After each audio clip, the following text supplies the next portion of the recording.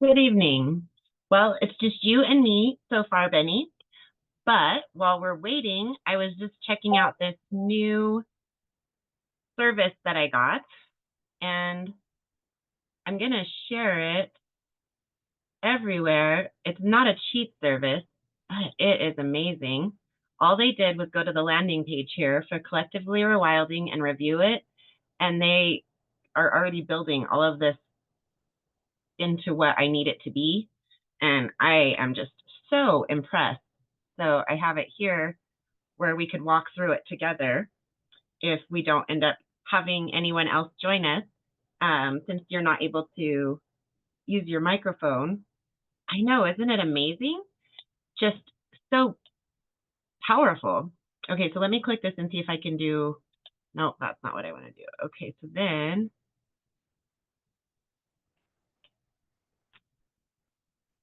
here is where I'm doing all of this, but I was hoping to be able to walk through the process of getting here with you. And it doesn't look like I'm going to be able to do that again in the same way, which is weird. Create brown profiles.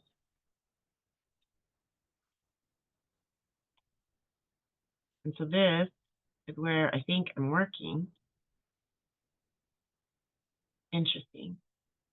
Date created, date modified. So yeah, but all that's going to do is take me to this piece. And there is a piece before this where you put together what you want of all of these things. And it was really interesting. There we go. Change my answers. Okay, so no, that's not what I want. Oh, goodness. I guess I can't go back. But it's really neat, and it doesn't take a whole lot of effort, and then it builds this whole story for you. It's this book that I've talked a little bit about, that Julia May recommended for how she's creating everything for us over in Let's Go Help Too. And so I'm following her lead in Collectively Rewilding. And this was the book that she recommended, Building a Story Brand. This is the new website. This book is a little bit older. Oops, and I lost my place. And they recommended a website that went with this book. Well, it wasn't out there anymore, but after I did some searching, I finally came across this website.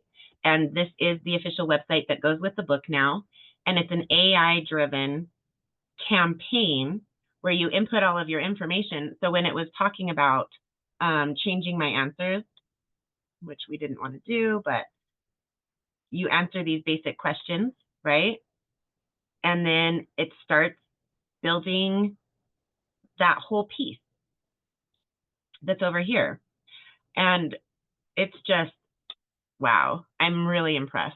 This and the other AI that Julia actually recommended as well, Notion, which I've shown you guys pieces of, the amount of personalization that you can build in having an actual article within an article. It's just unbelievable, some of the things that you can do anymore. Yes. Okay, not this piece that we're looking at right now.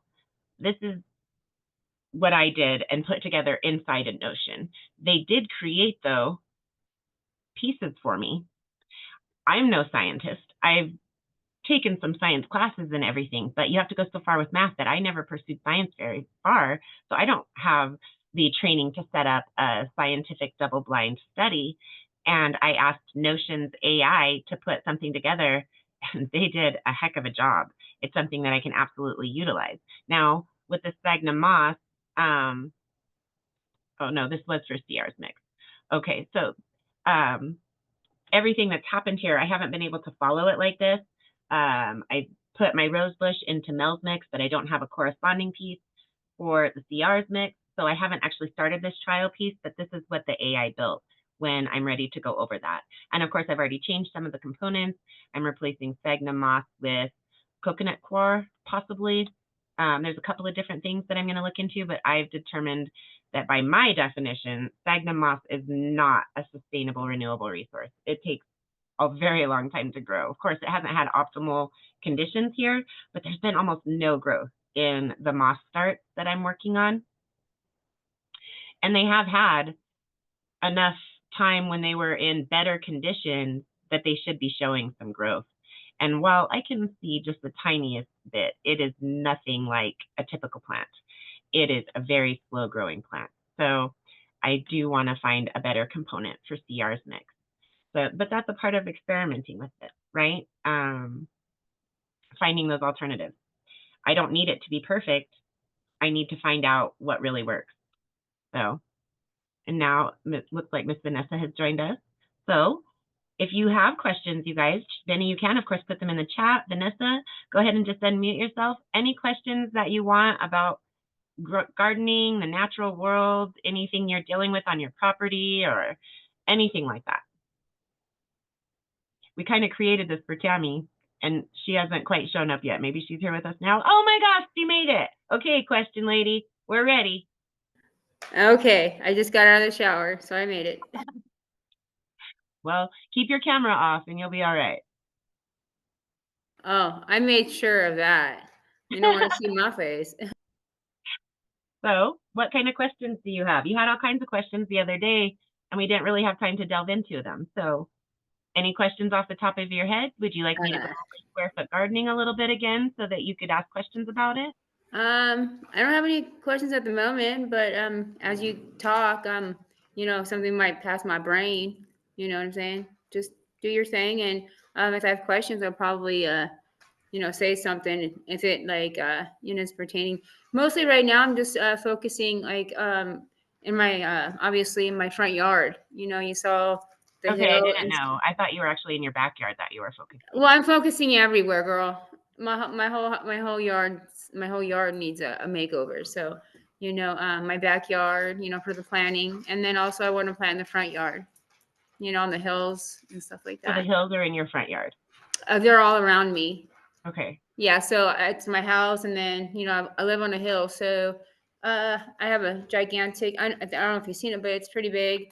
And then it's not that big, but it kind of, is my main breaker to the next door neighbor above me. So my neighbor's above me, and then I have a huge hill. That's it's clay soil. It's like clay dirt. So when it rains, it rains and it'll just start sinking in, and it'll start making holes, and then obviously those trees that I was talking to you about, those cactuses or whatever there are, they're they're rooting out like extremely, so they're like literally hanging out of the sand, the erosion. And I don't know, I have to obviously call or talk to that one person that you're telling me to contact, and I haven't gotten to that yet. But yeah, that's my main thing right now because of the winter, and retaining walls and stuff like that around my property, and gardening, all that good stuff. Doesn't look like there's anything for resources towards getting help with the land survey. The closest thing that I found, I did get a quote. It was $2,000. That's what I'm saying. There's not. Yeah. I'm not finding resources to help you pay for it. Yeah. So I can possibly find someone that might, I can reach out to. Who knows what I might come into. My husband's a veteran, so there's a lot of And you might be able opportunities. to get a discount for that. Yeah, for sure. So I don't know what I'm working with. I'm just getting all these ideas, and then financially, seeing if I can financially afford that stuff. When I see a financial counselor, and get my debt in order and all that good stuff. Mm-hmm. For sure. Yeah. I'm trying to think if there's any other way that you could go about it. And I for sure need a land survey. That is what, because I need to distinguish, like, okay, where is my property end, start? Okay, whose trees are those? Are they mine? Like, if they're not mine, okay, then obviously I gotta talk to my county, and tell them motherfuckers to come get their trees out of my hill, because I want like to have like maybe poppies and have like the Wizard of Oz one day or so. Like on the hills or something. I have beautiful flowers, but I have cedars, salt cedars, and I can't grow, period. right there. So, you know, I was thinking about just taking those out, you know, possibly, and maybe, you know, Why can't you grow there? Do they inhibit growth, or are they pulling they're stuff away? salt. Salt cedars you can't grow anything with salt, you know, because it'll just go into the flowers and just die. Yeah, I can't grow So anything. the cedar itself produces salt? Yeah, I'm it's a not salt. Yeah, it's a salt cedar. So I can't grow grass. Yeah, so right there, I just can't anywhere on that hill. I can't grow. I mean, I could try, but no.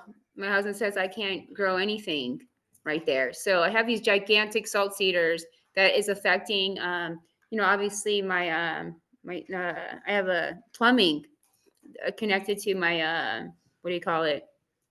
Uh, what is that? The so fucking it's an dump, invasive species, it looks the like. fucking dump thing. The septic.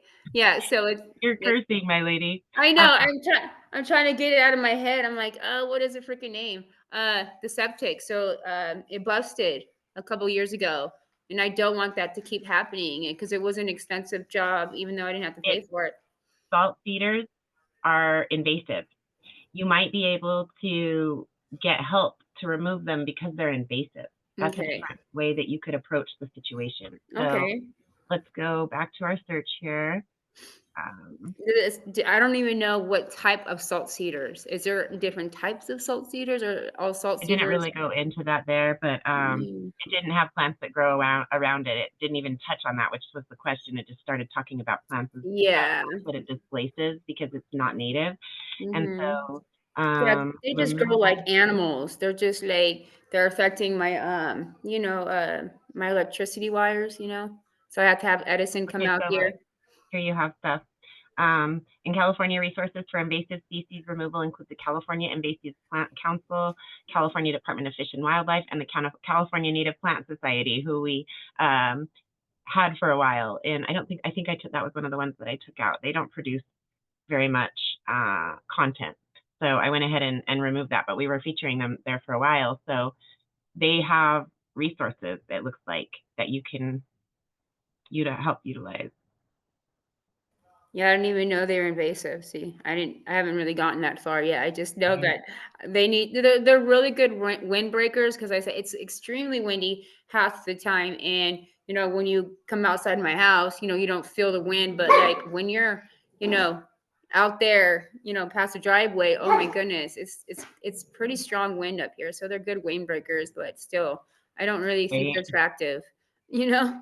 Well, it's not even just about that though. They're not good for your whole area there, and they'll keep native species from growing. And if they're anything like tamarisk, it said it was comparable on displacing native species.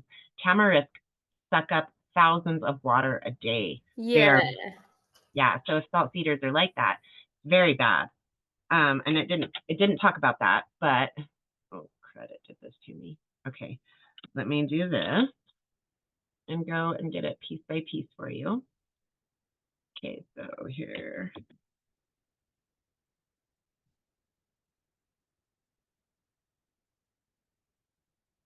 All right, now I'll put all of these in with their links so that you can pursue these as possibilities to help you deal with those.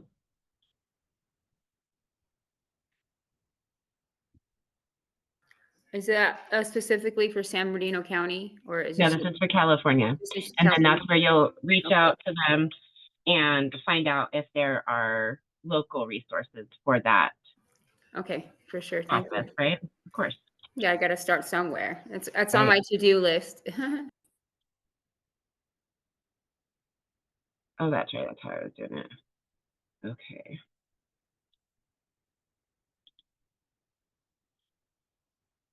This is Ventura, so I won't get that.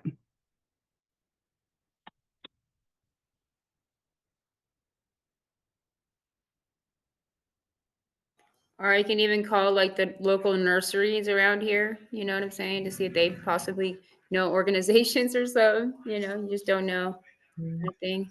Not really something that I've ever Yeah. found in that kind of a place. These will be more likely to have resources for you. Oh yeah, yeah. There's just like a lot of nurseries because it's a desert. So I just figured, be like, okay, I don't know. I do know what kind of plants, grow out here, but why not, contact somebody that really kind of really knows, this area, and obviously, the master gardening program as well, but when I was doing my research, they said that it's a good idea to, call a nursery to see what type of soil you have, and what type of plants Oh, are I good. would always call the county extension office. Yeah, yeah. That's just another option, if, Mhm. I can't find any more stuff and I'm just, have a wild hair at my butt, and, all that good stuff. I think this will be the first one.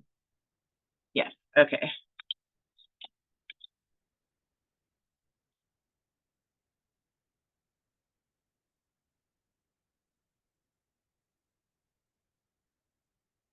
Computer is going incredibly slowly.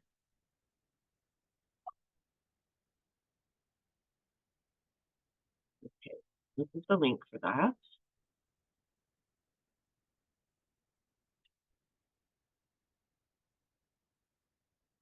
And these are all different places that you can contact to get possible help.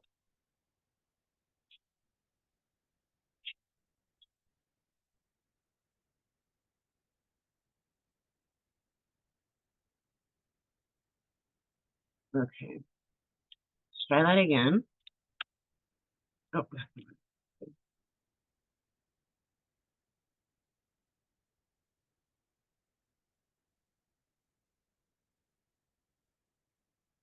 okay, now here's the next piece.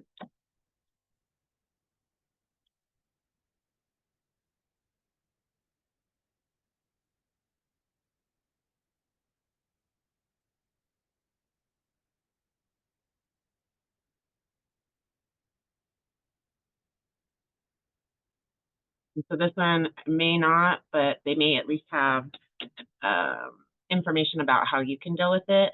And then some of them may actually have resources for you. Cool beans. Hmm. Oh my gosh, there was so much.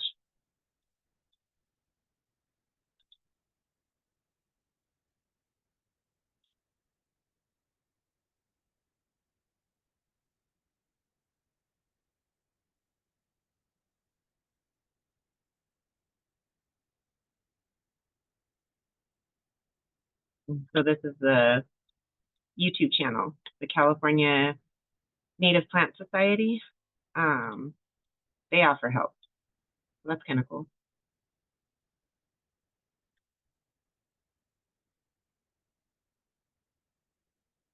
And so they also support local weed management areas and participate in weed management efforts. So they may have resources for you.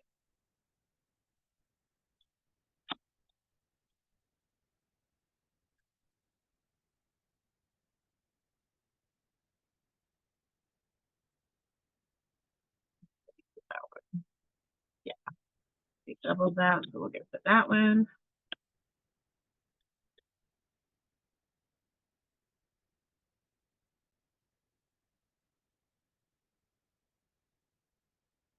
Okay, California Conservation Corps offers skilled and affordable invasive species removal services.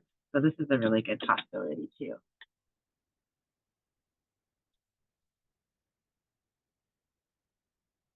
So that's that outside of the box thinking, right? They didn't have anything for land surveys, but the problem that you're having does have resources.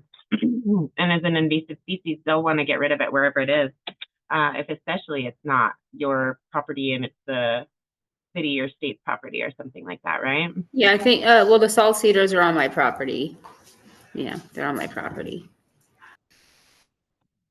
They're right by, like, the street, right where the sidewalk is. So they're on my property. They're up the hill on my property, and the entrance of my home, as you come in the driveway.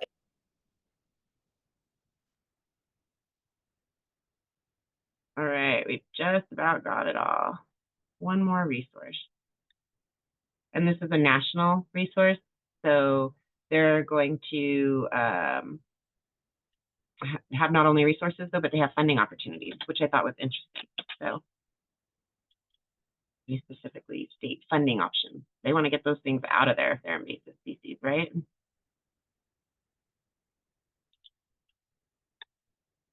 All right, very cool.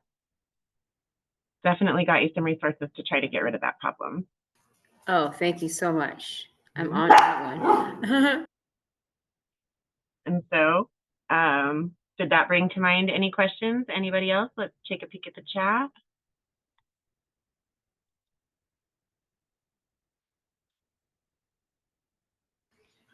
Benny has a question in the chat. Oh boy, it just got there. Poison ivy. Ooh, that's a good question. Those vines can be really hard to get rid of. I watched a YouTube video about a food forest this gentleman built, and it was pretty interesting, but it wasn't really the way I look at it, so I didn't share it with you guys. He was creating a lot of problems for himself, and one of them was this vine that he added to his garden.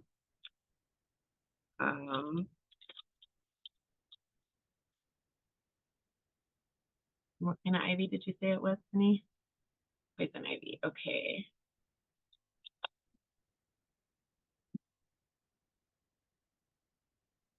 Pull it up by the roots while wearing gloves. Herbicides, of course. Douse the plant with boiling water. Place all parts in a sealed bag and dispose of it with the trash. So boiling water or pulling it up would be the two I would choose out of those options, right?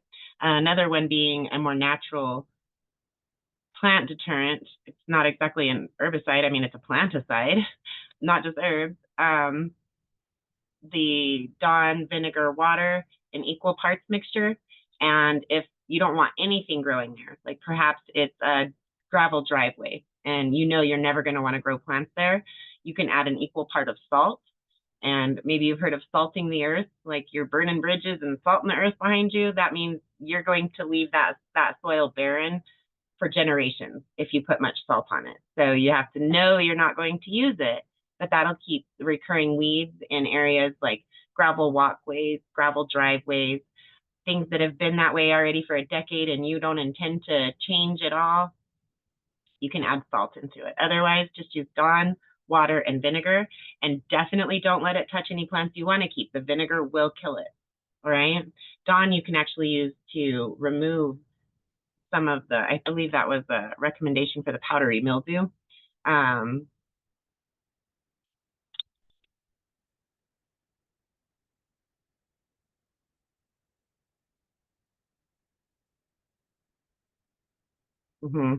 So it's not automatically an herbicide, you know, a planticide, something that'll kill plants like vinegar. When you mix it with the vinegar, I think it increases the ability of the vinegar to destroy the plant. So just knowing about all the components that you're adding in really helps you to make the best determination for what you want the outcome to be. Absolutely. I've never had poison ivy or poison oak on my property.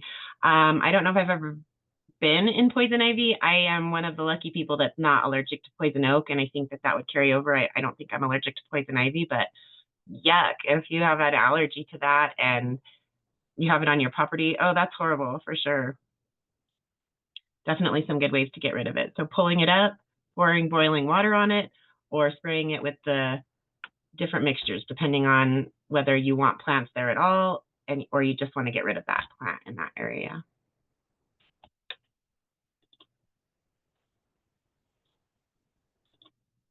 All right, guys, any other questions?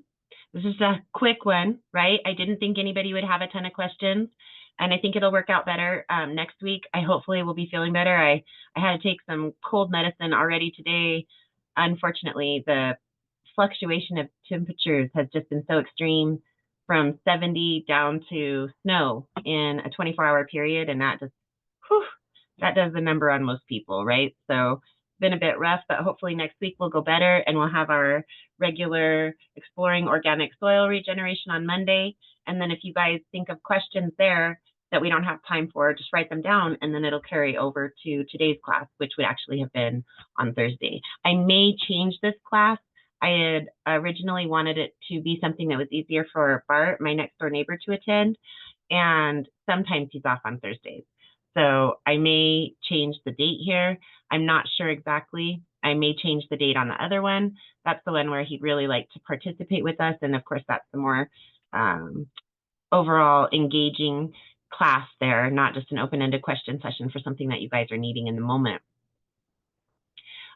So look for those changes to possibly come, and I may put out a poll to see what would be better for the majority of you all. All right, and go forward that way. I'm slowly managing to wake up earlier in the morning, so we may be able to have them earlier if that would be better for you guys before the schedule starts over in our other community. We don't want to have a conflict there, so definitely we'll get it figured out. All right. I hope you guys all have a fantastic weekend, and I will be out into the garden again. I had hoped to go out yesterday, but with the snow and the rain, it wasn't something I was able to do. So I'm going to head back out there literally right now, actually, and have some more information for you all on this huge mound of dirt going forward, seeing how we're going to manage it all. I have my little buddy Cannon that I bring up sometimes, and he's actually going to come over and start putting in some hours. He maybe owes me a little bit of money. And so instead of having him pay me back physically with cash, I'm going to have him pay me back physically with labor in the garden. So maybe we'll get some forward movement going. All right, you guys, I hope you all have a great evening.